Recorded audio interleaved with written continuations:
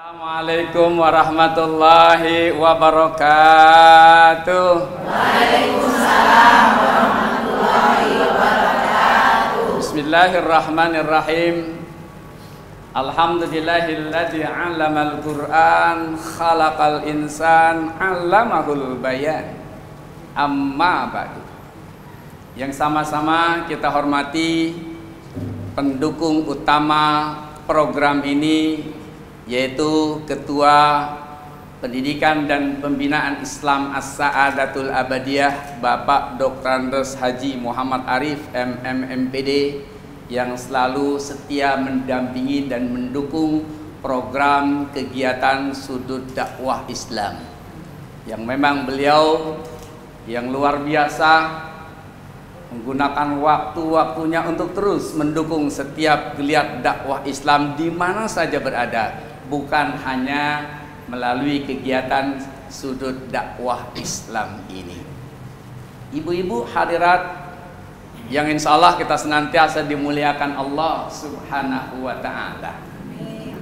Puji syukur hanya untuk Allah, salawat dan salam untuk Rasulullah Muhammad sallallahu alaihi wasallam. Ibu-ibu hadirat yang berbahagia, kita tahu anak merupakan buah hati bagi kedua orang tua yang sangat disayang dan sangat dicinta. Sewaktu seseorang memasuki bahtera kehidupan rumah tangga, satu yang terpikirkan oleh mereka adalah berapa anak yang akan Allah titipkan kepadanya dan kemana anak itu akan diarahkan. Jadi ketika orang masuki kehidupan rumah tangga, bukan berpikir mau punya rumah berapa saya, mau punya mobil berapa saya, mau punya harta berapa banyak saya. Yang dipikirkan adalah mau punya anak berapa. Betul? Setiap orang tua muslim pasti menginginkan agar kelak anak-anaknya menjadi anak-anak yang soleh dan solehah, menjadi anak-anak yang berbakti kepada kedua orang tuanya, menjadi penyelamat kedua orang tuanya, baik dalam kehidupan di alam dunia ini, tapi juga kelak akan menjadi penyelamat kehidupan kedua orang tuanya ketika kita menghadapi mahkamah Allah di yaumal kiamah nanti. Betul? Betul. Akan tetapi banyak orang tua yang antara keinginan dengan usaha beda. Keinginan ingin menjadi mempunyai anak yang soleh dan solehah, tapi usahanya bertolak belakang. Banyak orang tua yang lebih mementingkan perkembangan anak dari segi intelektual, perkembangan fisik, dan membangun ekonomi semata, namun mengabaikan perkembangan iman dan akhlak mereka. Banyak orang tua yang melakukan hal apapun yang penting kebutuhan pendidikan anak-anak dapat terpenuhi. Anak-anak dimasukkan ke sekolah-sekolah yang favorit, sementara memasukkan anak-anak mereka ke sekolah-sekolah yang bernuansakan agama jauh dari keinginan. Orang tua siap mengeluarkan biaya untuk anak-anaknya, untuk kursus bahasa Inggris, kursus komputer, kursus musik, bimbingan belajar, dan lain-lainnya. Oh, utang pinjem pun dibela-belain, betul? Tapi ketika diminta untuk bayaran di majelis taklim sama ustadznya, ngudumnya panjang banget. Ya, tuh ustadz ngaji pakai bayaran, ikhlas ngapa? Kan begitu. Susah. Padahal ustadz kan juga manusia, butuh makan dan butuh minum. Apa mungkin kalau seorang ustadz pulang ngajar lapar, kemudian untuk makan diambil tuh piring, bisa makan ikhlas? Oh, ustadz cukup makan sepiring ikhlas, hilang rasa haus dan dahaga serta lapar. Bisa seperti itu? Enggak, ustadz juga manusia. Kalau kita masukin anak-anak kita ngaji, ketika mungkin ada bayaran, utamakan. Jangan untuk urusan pendidikan umum apapun dibela-belain, Giliran bayaran anaknya ngaji di belakangin. Ada yang begitu? Ada, tapi bukan di sini. Di sono jauh. Ibu-ibu hadirat yang berbahagia. Padahal Allah sudah ingatkan kita dalam firman-Nya surat An-Nisa ayat 9. Wal yakhshal ladzina law taraku min khalfihim dzurriyyatan di'afa khafu 'alaihim falyattaqullaha wal yaqulu qawlan sadida. Dan hendaklah takut kepada Allah orang-orang yang sekiranya mereka meninggalkan keturunan yang lemah di belakang mereka, yang mereka khawatir akan kesejahteraannya, mereka khawatir akan iman dan Islamnya. Oleh sebab itu, hendaklah mereka bertakwa kepada Allah dan hendaknya bertakut kepada Allah dan hendaknya berbicara dengan tutur kata yang benar. Jadi kita diperintahkan takut kita kepada Allah, Pak Soleh. Kalau mau takut, mau saya takut. Jangan sama Allah saya, Pak. Mau logika takut, apalagi sama Allah. Wah, itu dia. Ya, Bu, ya. Takut. Mas, saya mau tanya nih, Pak Ustadz nih. Saya kan punya anak, Pak. Nama saya Soleh. Anak saya biar jadi soleh semua, Pak. Gimana, Pak? Pak Soleh, anaknya udah otomatis soleh. Wah, mantep. Coba kalau ada anak soleh lagi jalan, tuh anak siapa tuh? Itu anak soleh. Wah. Untungnya, Pak. Untung dia. Saya namanya Soleh. Jadi anak jadi soleh. Coba nama saya Duraka. Anak durhaka. Anak durhaka. Juga amin. Gimana tuh, Pak? Mengatasi, Pak? Takut banget tuh, Pak. Gimana kita mengatasi? Jadi ketika kita punya anak, kata Allah kan takutlah kamu kepada Allah kalau nanti kamu meninggalkan anak cucu keturunan kamu, mereka generasi yang lemah. Lemah iman Islam mereka, lemah kesejahteraan mereka, lemah kehidupan mereka. Nah, kekhawatiran kita akan nasib anak dan keturunan kita di masa depan nanti harus dibuktikan dengan amal tindakan. Tidak hanya sekedar ucapan. Apa? Berupa pendidikan dan pembekalan yang kita berikan kepada anak dengan landasan syariat Islam. Memberikan pendidikan yang baik merupakan kewajiban mutlak yang tidak bisa ditawar-tawar, harus dilakukan oleh setiap orang tua. Jauh-jauh Al-Quran sudah meletakkan pokok dan skala prioritas. Jadi ada skala prioritas. Paham skala prioritas? Urutan yang paling utama nih yang harus kita lakukan, bagaimana kita membekali dan membentengi anak-anak kita sesuai dengan syariat Islam. Ada dalam Al-Quran surat Al-Maryam ayat 12 sampai 14 Allah berfirman, Ya Yahya, hujil kitab biquwwah wa atainahul hukma sabiyya wa hananan min ladunna wa zakatan wa kana taqiyya wa barran biwalidayhi wa lam yakun jabbaran 'asiyya. Wahai Yahya, kata Allah kepada Nabi Yahya, ambillah pelajaran kitab itu dengan sungguh-sungguh, dan kami berikan hikmah kepadanya selagi dia masih kanak-kanak, dan kami jadikan rasa kasih sayang kepada sesama dari kami dan bersih dari dosa, dan dia seorang yang bertakwa dan sangat berbakti kepada kedua orang tuanya, dan dia bukan orang yang sombong lagi durhaka.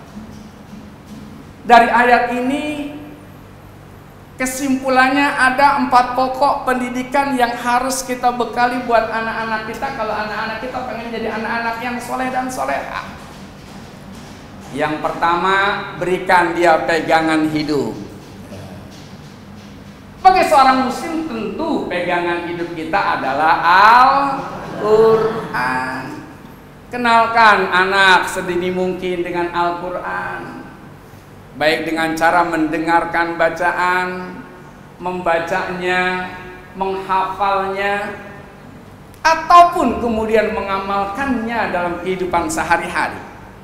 Sehingga diharapkan semakin tambah umur anak kita, semakin tambah kecintaannya kepada Al-Quran, akhirnya akan menumbuhkan mental sikap sehidup semati bersama Al-Quran. Kedua, bekali dengan ilmu pengetahuan ya anak-anak kita.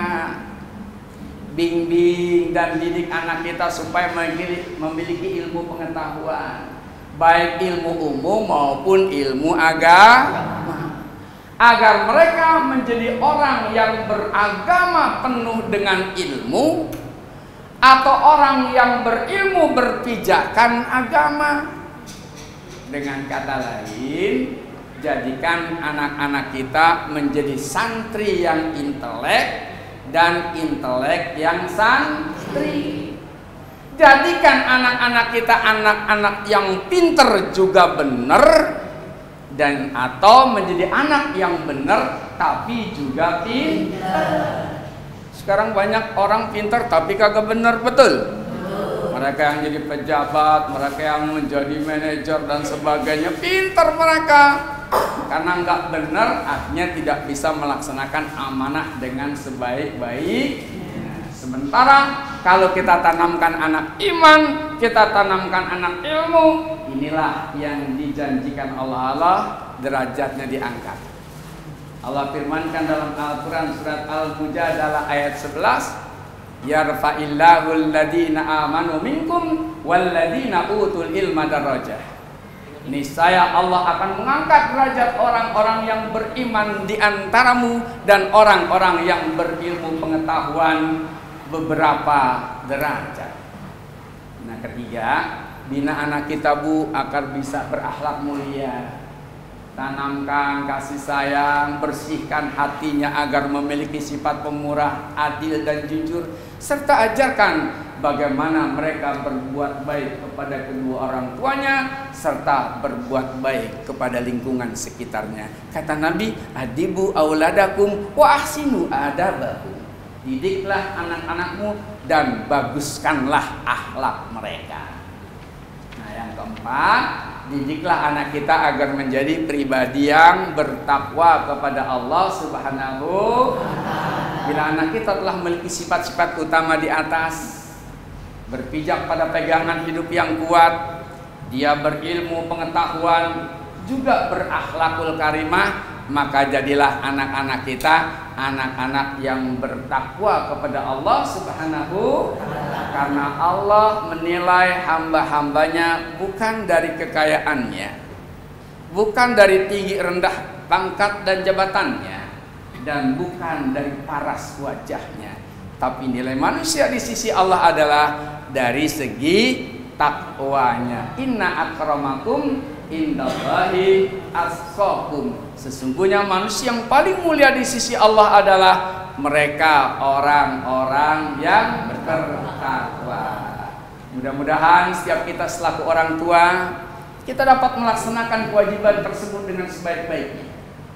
Kita mampu memberikan kepada mereka pegangan hidup yang kuat, yakni Al-Quran, membekali mereka dengan ilmu pengetahuan dan ilmu agama, serta menjadikan mereka pribadi-pribadi yang berakhlak mulia, sehingga kelak anak-anak kita menjadi anak-anak yang soleh dan soleha, anak-anak yang bertakwa kepada Allah Subhanahu wa Ta'ala, sehingga nanti kita selaku orang tua ringan ketika dimintakan pertanggungjawabannya di hadapan Allah Subhanahu wa Ta'ala. Begitu Bang Soleh. Oh, begitu Pak Ustadz. Jadi mengatasi menjadi anak yang soleh ada 4 perkara. Betul. Yang tadi cara mendidik supaya anak yang berakhlak. Betul. Waduh, itu dari Pak tadi Pak.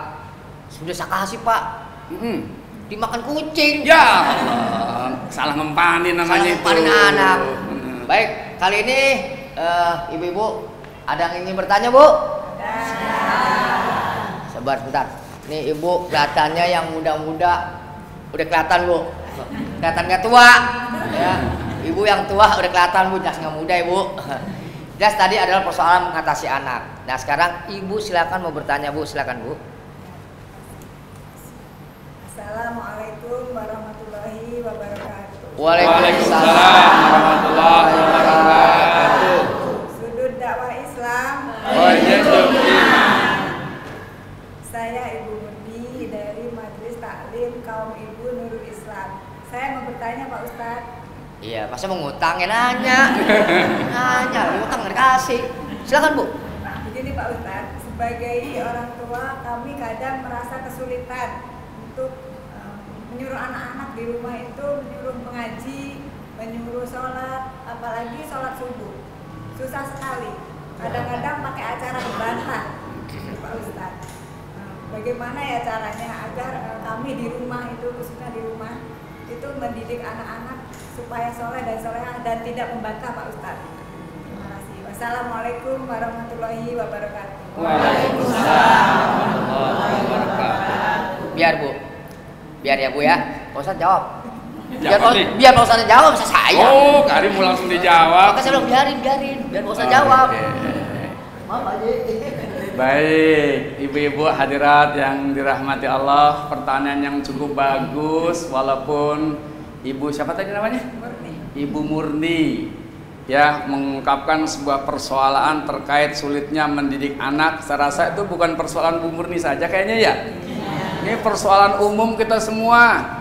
Termasuk saya juga sama punya persoalan seperti itu. Terkadang susah nyuruh anak sholat, nyuruh anak ngaji, ngebangunin sholat subuhnya, suruh belajar, susah.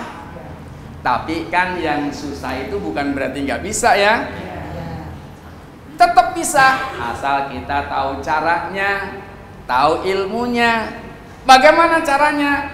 Saya mengutip pendapat seorang ulama besar, dia pakar pendidikan Islam dari Mesir yang bernama Dr. Abdullah Nasih Ulwan. Oh, masih saudara saya itu. Oh iya, tetangga sama saya juga. Bareng ke Citerep bareng. Ikut-ikutan aja. Lanjut. Jadi seorang pakar pendidikan Islam, dia ulama besar di Mesir bernama Dr. Abdullah Nasih Ulwan mengarang sebuah buku. Buku itu Tarbiyatul Aulad fil Islam, cara mendidik anak dalam Islam. Dia memberikan beberapa metode nih yang harus kita laksanakan kalau kita pengen punya anak yang soleh dan soleha. Kalau kita punya solusi ketika kita mengajar ke anak begitu susahnya, dikasih caranya. Apa? Yang pertama, mendidik anak itu dengan keteladanan. Apa artinya keteladanan? Setiap orang tua harus memberikan contoh yang baik buat anak-anaknya. Itu artinya kalau kita pengen punya anak-anak yang soleh dan soleha, berarti yang soleh dan soleha siapa dulu? Orang tuanya dulu. Itu namanya keteladanan. Ya, jangan berharap banyak orang tua yang tidak soleh berharap putra putri menjadi soleh dan soleha. Jangan berharap banyak anak-anak melaksanakan sholat ketika orang tuanya nggak sholat. Jangan berharap banyak ketika kita suruh anak ngaji loh. Emaknya nonton TV. Ya kan? Iya benar. Nggak memberikan teladan tuh kan benar. Iya. Anak saya suruh ngutang nggak mau. Oh, padahal anaknya soleh. Iya gitu ngutang aja nggak mau. Ngutang aja nggak mau. Gitu ya. Lanjut Pak Ustadz. Jadi keteladanan Bu, contoh yang baik dari kita. Anak butuh figur yang bisa dicontoh. Figur yang utama di rumah siapa? Orang tua. Jangan sampai nih anak nyari figur contoh di luar yang nggak bener. Figur itu buah ya Pak Ustadz? Iya itu anggur. Oh, anggur. Ya kira figur buah. Ya, tuh. Kedua, mendidik anak dengan pembiasaan. Ya, jadi anak Bu sedini mungkin harus sudah kita latih membiasakan diri melaksanakan kebaikan-kebaikan, melaksanakan ibadah-ibadah, melaksanakan sholat. Makanya kalau Nabi katakan suruh anakmu melaksanakan sholat ketika usianya 7 tahun, kan belum wajib, iya. Tapi apa? Biasakan dari usia 7 tahun dia melaksanakan sholat, udah hafal gerakan sholat, hafal bacaan sholat, hafal waktu sholat, udah otomatis setiap waktu sholat dia sholat.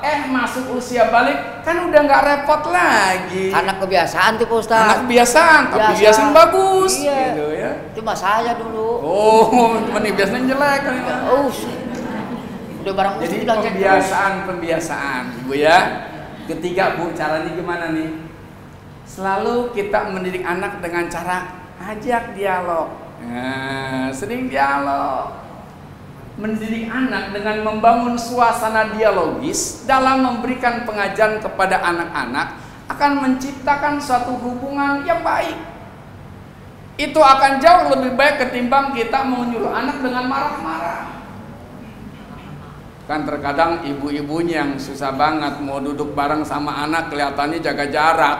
Padahal anak butuh dekat dengan kita, butuh nasihat dengan kita, ya butuh dialog. Sehingga ada anak bu yang mau mengutarakan sesuatu takut, karena dia udah berpikir, ah gue ngomong pasti diomelin mama gue nih, tuh. Jadi kagak berani. Akhirnya dia ngomong kepada yang lain.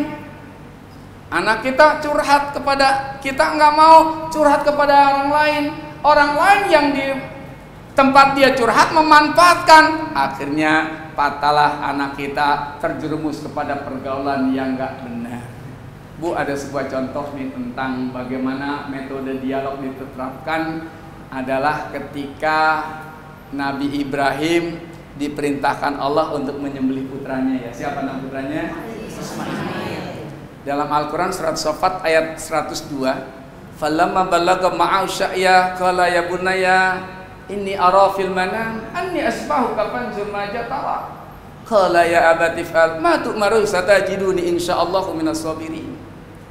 Maka ketika anak itu sudah sampai pada umur sanggup berusaha bersama ayahnya, dia udah mulai kelihatan gedean dikit ya, bapaknya berkata, qala ya bunayya inni ara fil manam anni asbahuka fanzur ma tara. Aku mendapatkan dalam mimpiku Allah perintahkan untuk menyembelihmu. Gimana pendapatmu? Kan nanya bagus-bagus benar itu ya. Aku diperintahkan Allah dalam mimpiku agar aku menyembelihmu. Bagaimana pendapatmu? Diminta pendapatnya. Ismail langsung menjawab, qala abati fa'al ma tu'maru satajiduni insyaallahu minas sabirin. Wahai ayah, silakan laksanakan apa yang Allah perintahkan kepada ayah, niscaya Allah akan dapati aku termasuk hamba Allah yang bersabar. Karena dialog. Coba kalau nggak dialog bagus gitu, gue disuruh sama Allah nih nyembelih lo. Bapak aja kenapa yang udah tua? Saya kan masih muda, masih jauh perjalanan. Begitu ya. Jadi dialog antara orang tua sama anak penuh keikhlasan. Penuh keikhlasan menimbulkan suasana dialogis yang bagus. Sama itu Pak Ustadz peristiwanya ke saya. Apa itu coba? Saya ngimpi anak saya besok katanya disembelih, nggak mau. Kenapa? Saya bilang dikasih baju koko sama sarung, disembelih maksud dihitan, baru dia mau. Oh, nah itu berarti tidak ada penjelasan yang jelas. Kalau dialog harus jelas ya. Yang jelas. Kalau jelas anak pasti nerima. Oh, jadi bahasa saya disembelih sama dihitan beda ya? Nah, beda. Beda bu, disembelih masih ini dihitan hono. Jadi miskomunikasi kalau abah seorang ciledugnya tuh. Ya. Oke. Bu, yang keempat ini mendidik anak dengan pengawasan dan nasihat. Ya Allah bu, sekarang nih zaman sekarang pergaulan anak luar biasa. Kalau kita kurang-kurangnya pengawasan, kurang-kurangnya ngasih nasihat. Ya. Jadi kata Nabi kita diperintahkan perhatikan dengan siapa mereka berteman. Kenapa? Pengaruh teman itu lebih dominan, lebih kuat. Kalau kita salah memilihkan anak kita teman atau tidak mengawasi anak kita ini bergaul dengan siapa, salah mereka dalam pergaulan, fatal akibatnya mensalah kita yang tiada lagi ada artinya. Maka dalam mendidik anak tetap pengawasan. Tapi pengawasan juga jangan terlalu dalam kali. Ini apa aja mau tahu orang tua urusan anak. Jangan tarik ulur. Anak sekarang kan nggak mau. Lo pokoknya harus gue awasin kemana aja harus sama emak. Kata anak, mak beda kita, beda generasi. Zaman emak makan nggak kenal yang namanya selfie. Sekarang kan saya pengen main nggak ada emak, pengen selfie-selfian. Jadi bukan berarti kita ngedampingin anak kemana terus. Bukan, awasi mau kemana nih anak, kita cari tahu dengan siapa ini anak, ya apa yang dilakukan oleh anak, itu pengawasan. Dan ketika anak melakukan sesuatu yang nggak baik, nasihati dengan baik, gitu. Nasihati jangan dimarahin ya kan? Jadi diawasin. Awasin. Pantau, jangan salah. Pantau. Mana anak saya awasin pak? Siapa? Anak saya. Iya. Saya awasin kasih tahu. Nak, kamu salah. Kenapa? Kamu ke toilet salah. Itu kagak ada airnya. Saya nasihatin kagak ada airnya pak. Oh nggak ada airnya itu. Mengingatkan itu namanya. Mengingatkan ada airnya. Betul. Oh, ya. gitu. Dia nasihat yang baik bu. Yang kelima, kita juga perlu memberikan sanksi, hukuman kepada anak kalau anak melakukan kesalahan. Boleh kita menghukum anak, boleh. Kan Nabi aja ajarkan suruh anakmu untuk sholat ketika usia 7 tahun. pukul anakmu kalau sudah masuk balik 10 tahun dia nggak mau melaksanakan sholat. Artinya boleh, tapi memberikan sanksi yang mendidik, tidak melukai atau tidak menyakiti. Bapak sama ibu harus kompak. Terkadang bapaknya ngomelin, emaknya ngebelain. Nah, repot tuh kalau dia begitu. Emang gitu Pak Ustadz. Kalau ngomongin anak, emaknya ngebelain. Nah itu. Yang beranakin gua katanya. Anak merasa punya backingan jadinya kan. Ya lu berarti dari mana anak lu dari gua. Nah. Iya, kerjasama yang baik. Ya. Kan ada andil bapak juga ya. Iya. Jadi harus kewajiban bersama. Ya, itu Bu, 5 metode bagaimana kita berusaha untuk menjadikan anak kita menjadi soleh dan soleha. Sekali lagi, sesuatu yang susah bukan berarti tidak bisa. Bisa, asal tahu caranya. 5 metode itu yang harus kita laksanakan menurut pakarnya nih, ya Dr. Abdullah Nasih Urban. Serasa itu Bang Saleh. Iya. Kali ada mau nanya lagi, silakan Bang Saleh. Tapi kalau bicara tadi mendidik anak juga ada metodenya ya. Betul. Seperti karangan dokter. Siapa tadi namanya dokter apa? Siapa? Tahu Karangan siapa tahu nggak? Tahu nggak? Iya. Dilupa. Nggak dengerin kali. Dr. Abdullah Nasih Ulwan. Nah tadi nasi uduk. Oh, nasi uduk. Aduh, susah kalau punya mood begini Bu. Aduh. Baiklah ibu-ibu, kalau tadi ada pertanyaan pertama bagaimana mengatasi anak, kemudian ada metodenya karangan dari dokter Nas tadi yang disebutkan oleh Pak Ustadz. Kalau saya agak belibet ngomongin orang luar, ya. Jadi sekarang ada pertanyaan kedua, ibu-ibu ada mau bertanya lagi Bu? Ya. Saya tunjuk dulu. Bu, mau tanya Bu? Ya, saya tanya dia baik. Ibu mau tanya Bu? Silakan Bu.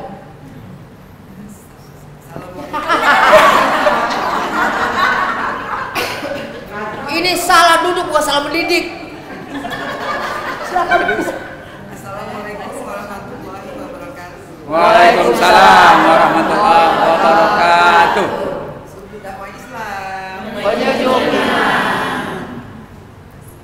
Perkenalkan, kami dari Majelis Taklim Nurul Hikmah. Nama saya Didin. Mau tanya Pak Ustadz, zaman sekarang ini kan zamannya HP ya Ustadz. Jadi anak-anak itu selalu disibukkan dengan HP. Kadang-kadang mereka buka HP nggak tahu apa yang dikerjakan, apa yang dia lakukan. Jadi kadang-kadang kalau kita suruh dia belajar, itu sulit sekali Ustadz. Apalagi kalau kita suruh sholat dan baca Al-Quran. Bagaimana cara mengatasinya Ustaz? Terima kasih. Pertanyaan bagus Pak, soal begini mah gampang atasin gini mah Bu ya Pak ya. Ambil tangga yang tinggi, naikin ke atas, udah atasinnya. Itu dikatasin dia? Udah atasin. Udah teratasi Bu, jawabannya gampang. Sudah teratasi itu. Gitu. Nah, mau tahu jawabannya Bu? Mau tahu jawaban? Dengarkan Bu, Pak silakan. Baik, siap. Dikira mau jawab, aduh. Pak Soleh waktu itu pernah ke rumah saya Bu. Dia bilang, aduh kemarin ketinggalan dompet. Udah ambil sana. Ah nggak apalah dompet ini, asal jangan HP. Lah emang kenapa? Kalau HP ketinggalan repot, saya mesti balik lagi. Jadi HP itu jauh lebih penting dari dompet beserta isinya. Ada apa? Nggak tahu juga itu ada apa. Kenapa dompet begitu pentingnya? Istri saya suka ngocak-ngacak. Takut diacak-acak sama istrinya katanya. Masya Untung Allah. paketnya nggak ada. Baik. Permasalahan ibu, kayaknya juga umum permasalahan semua anak-anak nih. Tuh anak udah luar biasa kalau sudah dengan HP. Ya, mereka kumpul, nggak ada yang ngobrol, HP. Lagi kumpul dengan keluarga, mereka asik dengan HP. Itu bukan Ya. zikir Pak kalau ngumpul pakai handphone tuh, diem-dieman. Itu main game namanya. Oh main game, saya kira zikir, diem tekun bener gitu. Ya, jadi tangan ini bukan megang tasbih, kalau kan tasbih biasanya Ini kalau baca tua, tasbih. ini main game. Enak, Aduh. iya. Jadi persoalan ini sama Bu, kita semua orang luar biasa ya, semua orang tua menghadapi kendala yang sama. Anak kita tuh kalau udah keracunan HP, ketagihan HP, kecanduan HP itu luar biasa. Kita panggil aja terkadang nggak mau dengar, nggak mau jawab, fokusnya ke HP.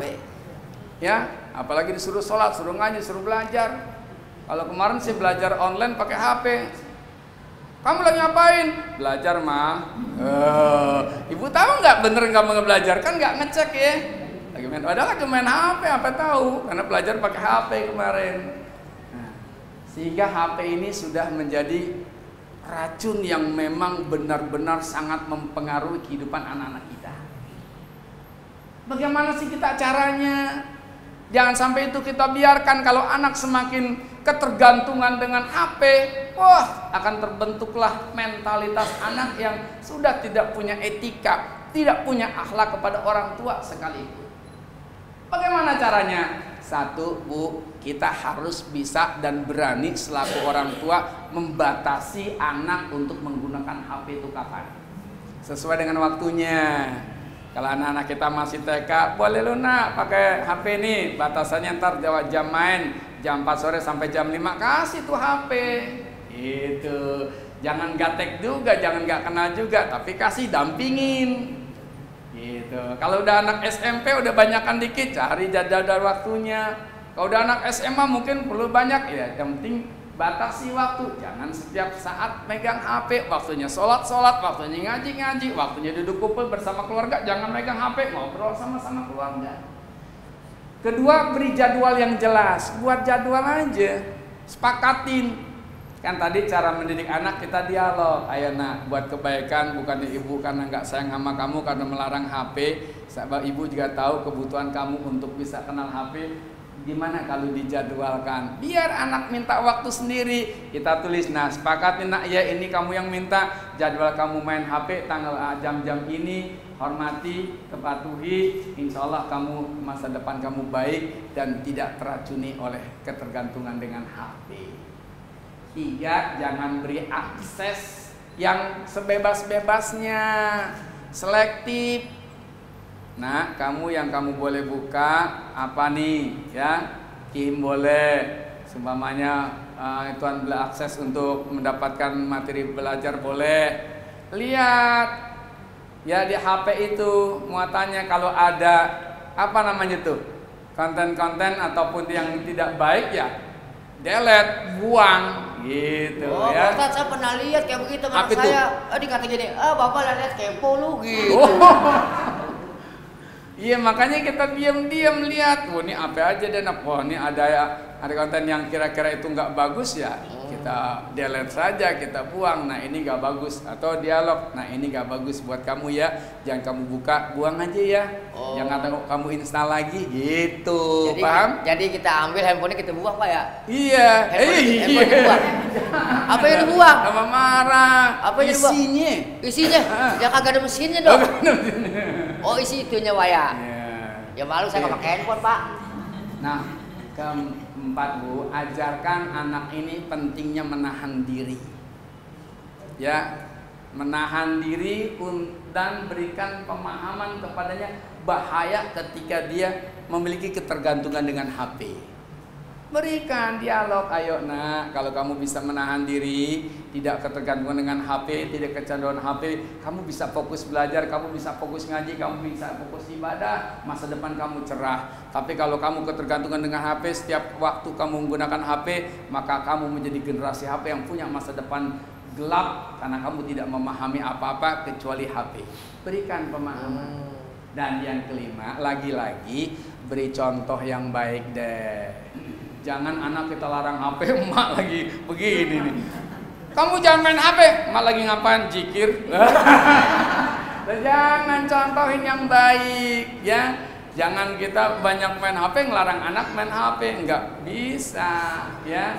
Jadi berikanlah anak contoh yang baik. Itu cara supaya bagaimana supaya anak bisa terkurangi dari kecanduannya menggunakan HP, sehingga kita kan pengen punya anak masa depan yang baik, soleh dan soleha, belajar lancar dan rajin, kemudian dia punya masa depan yang baik. Begitu Pak Soleh. Iya Pak, bicara ketergantungan handphone memang sulit diatasi Pak ya. Betul. Itu tetangga siapa ketergantungan handphone Pak? Kenapa Pagi, siang, sore, malam. Apa itu? Handphone Pak, ketergantungan Pak. Kalau nggak ada handphone nggak hidup katanya. Bukan ketergantungan Pak. Kalau ada handphone katanya nggak hidup. Diambil motor selak, dibaca aplikasi. Ke jalan Depok gitu. Itu bakal Gojek ya Pak? Itu namanya pendukung bisnis. Oh, saya pikir ketergantungan. Boleh ya? Memang harus. Tapi udah dewasa boleh? Namanya usaha untuk orang dewasa. Soalnya kan tergantungan handphone, tukang Gojek ketergantungan kalau hari gitu mati dia. Iya. Baik ibu-ibu sekalian, pemirsa juga Bapak Haji Arif selaku pengguna Yayasan Medika Islam Surabaya. Terima kasih. Namun demikian sebelum acara kita tutup, kita ambil semua kesimpulan yang tadi diuraikan oleh Bapak Ustadz Junaidi. Tentunya apa sih dari makna anak yang soleh menjadikan asal orang tua yang baik, berguna bagi nusa bangsa. Silakan Bapak Ustadz untuk ambil kesimpulan dan jangan ngambil mangga. Ya, siap. Baik Ibu, kesimpulannya kan memiliki anak yang soleh dambaan semua nih kita nih. Pasti nggak ada satupun di antara kita yang tidak menginginkan anak kita menjadi anak yang soleh dan soleha. Karena itu tadi saya jelaskan 4 sasaran pokok yang menjadi skala prioritas harus kita bekali anak kita supaya jadi anak yang soleh. 1, berikan dia pegangan hidup yang kuat yakni Al-Quran. 2, bekali anak kita dengan ilmu pengetahuan sesuai bakat dan keinginannya. 3, perbaguslah akhlak mereka. Dan 4, jadikan anak kita menjadi pribadi yang bertakwa kepada Allah Subhanahu. Bagaimana caranya? Memang sulit, tapi bukan berarti tidak bisa. Sesuatu yang sulit itu bisa kalau kita lakukan dengan ilmunya. Ilmunya diberikan oleh seorang pakar pendidikan Islam yang bernama Dr. Abdullah Nasih Ulwan, seorang ulama Mesir. Ada 5 caranya. 1, contoh yang baik dari kita, keteladanan. Yang kedua, anak latih kebiasaan-kebiasaan yang baik dari kecil. Yang ketiga, sering anak kita ajak diskusi, dialog. Yang keempat, berikan nasihat dan pengawasan. Dan yang kelima, berikan hukuman kalau anak melakukan kesalahan dengan hukuman yang mendidik. Tapi boleh dong, beri juga dia hadiah. Gitu, beri hadiah kalau anak kita ternyata punya prestasi yang bisa dia lakukan. Itu saja saya selaku narasumber. Mohon dibukakan pintu maaf jika ada kekurangan dan kesalahan dalam penyampaiannya. Saya akhiri. Assalamualaikum warahmatullahi wabarakatuh. Waalaikumsalam warahmatullahi wabarakatuh. Baik ibu-ibu dan jamaah sekalian, juga pemirsa di mana saja Anda berada, terima kasih Ibu. Tadi acara sudah kita dengarkan bersama, tausiah uraian yang disampaikan oleh Ustadz Junaidi begitu benar-benar bekal ilmu kita buat di rumah Ibu ya. Jadi sampai rumah Ibu ingetin Bu, HP-nya anak-anak, pendidikan kalau malamnya bagaimana ya Bu ya. Jadi dari kesimpulan tadi kita mengambil hikmah semuanya. Baik Bu, acara ini saya ucapkan sebelumnya terima kasih kepada Ibu Masjid dari Nurul Islam, juga dari Ibu Masjid Nurul Hikmah, juga tak lupa juga khusus kami ucapkan terima kasih acara ini didukung oleh Yayasan Pembinaan Pendidikan Islam Asal Batiyah di bawah pimpinan Bapak Dr. Haji Mukhtar. Terima kasih Bapak atas kehadirannya. Semoga semuanya ibu-ibu dalam sehat semuanya Bu ya. Dan kita dapat bertemu kembali tentunya di acara Sudut Islam Dakwah Islam. Terima kasih dan saya ucapkan terima kasih. Wassalamualaikum warahmatullahi wabarakatuh. Waalaikumsalam.